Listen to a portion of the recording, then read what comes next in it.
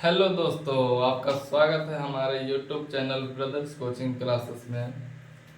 आज हम लोग देखेंगे केमिस्ट्री का जो दूसरा चैप्टर पढ़ रहे थे, क्या अम्ल क्षार और लवण का।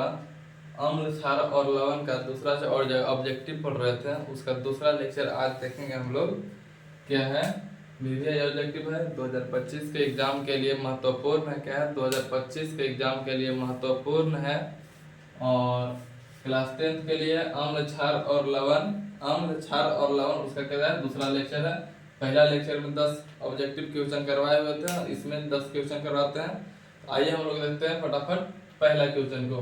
पहला क्वेश्चन क्या कह रहा है? पहला क्वेश्चन कह रहा है कि लैक्टिक अम्ल का प्राकृतिक स्रोत है। लैक्टिक अम्ल का प्राकृतिक स्रोत है, यानी लैक्टिक अम्ल प्राकृतिक में किस में पाया जाता है? लैक्टिक अम्ल किस में पाया जाता है? तो लैक्टिक अम्ल हम लोग जानते हैं कि किस में पाया जाता है। तो लैक्टिक अम्ल पाया जाता है, पहले ऑप्शन देख लेते हैं किस में पाया जाता है।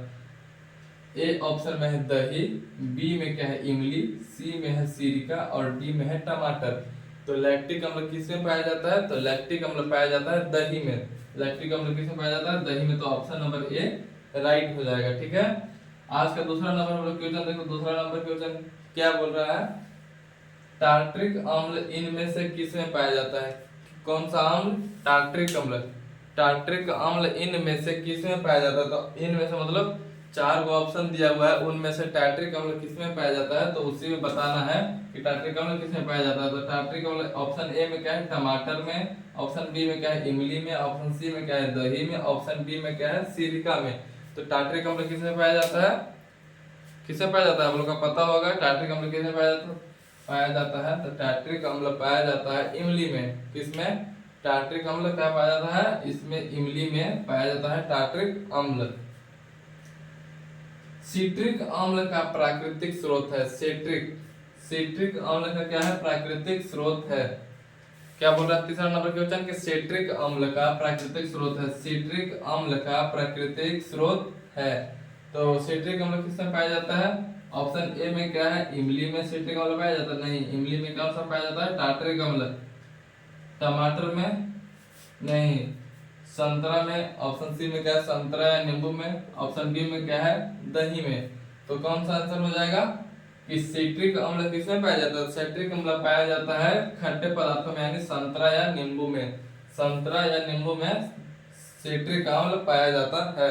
आज का पांचवा चौथा नंबर क्वेश्चन देखेंगे। क्या देखेंगे? आज का फोर्थ नंबर क्वेश्चन देखेंगे।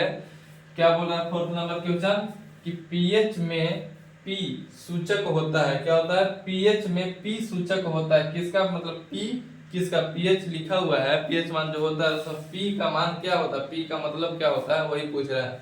तो पीएच में पी सूचक होता है किसका?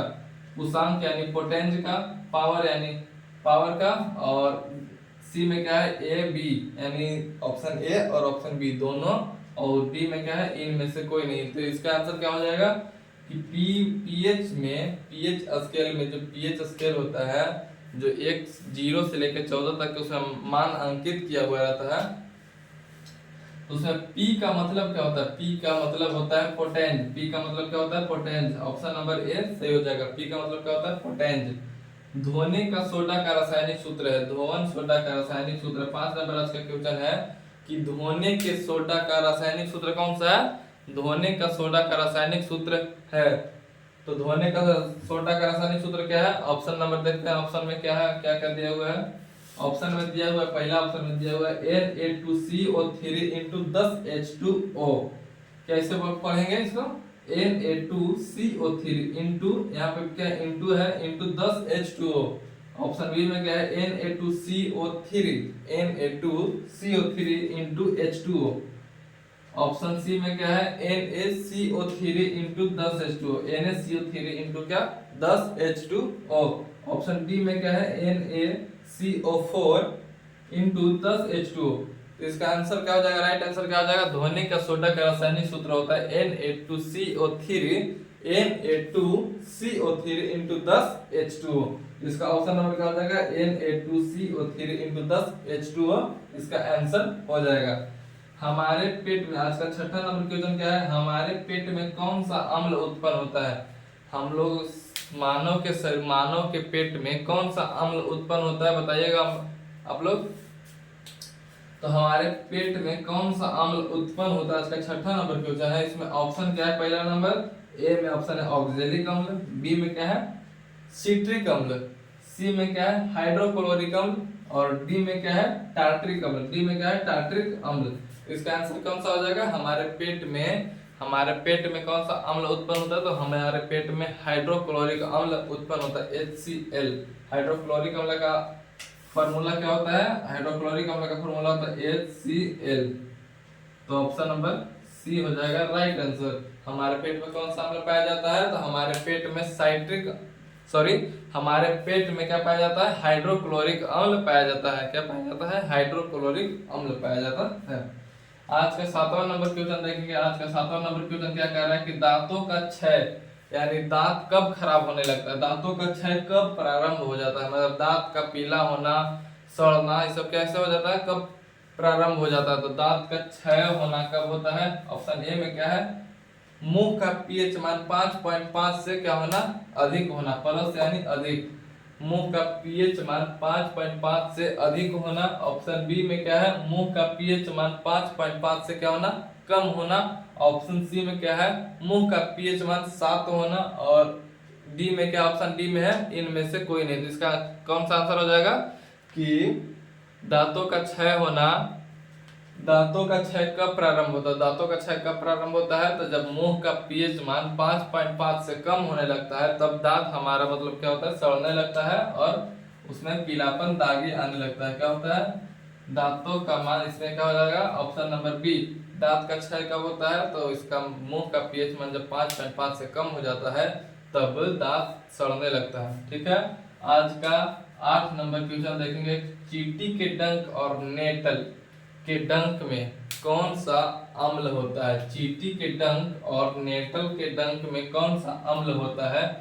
ऑप्शन नंबर ए में देखेंगे सिट्रिक अम्ल, बी में देखेंगे लैक्टिक अम्ल, सी में देखेंगे एसिटिक अम्ल और डी में क्या देखेंगे मेथेनोइक अम्ल।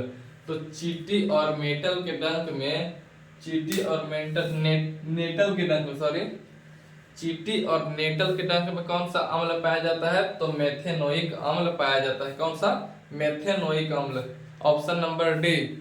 तो चींटी के डंक में कौन सा अम्ल पाया जाता है, तो मेथेनोइक अम्ल, option number D right answer है। ठीक है, 9 नंबर, आज का क्वेश्चन 9 नंबर देखेंगे। सोडा अम्ल अग्निशामक में किसका उपयोग करते हैं, सोडा अम्ल अग्निशामक में किसका उपयोग करते किया जाता है। तो ऑप्शन ए में क्या है sodium carbonate, calcium carbonate, option C में क्या है सोडियम हाइड्रोकार्बोनेट और ऑप्शन डी में है कैल्शियम बाइकार्बोनेट, कैल्शियम बाइकार्बोनेट। तो कौन सा अम्ल पाया जाता है, तो बोल रहा है सोडा अम्ल अग्निशामक में, सोडा अम्ल अग्निशामक में कौन सा अम्ल पाया जाता है, इसमें पाया जाता है sodium hydrocarbonate, sodium hydrocarbonate, option number C. 10 number question को देखेंगे कि जल का अस्थायी कठोरता को हटाने के लिए किसका उपयोग किया जाता है, जल के अस्थायी कठोरता को हटाने के लिए किसका उपयोग किया जाता है। तो ऑप्शन नंबर देखते हैं हम लोग।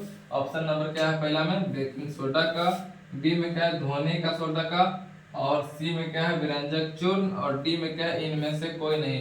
तो जल के अस्थायी कठोरता को हटाने के लिए हम लोग किसका प्रयोग करते हैं, तो धोने का सोडा का प्रयोग करते हैं। आशा करते हैं कि आप लोगों को आज का 10 ऑब्जेक्टिव क्वेश्चन याद हो गया होगा। ऐसे ही छोटे छोटे वीडियो में हम लोग छोटा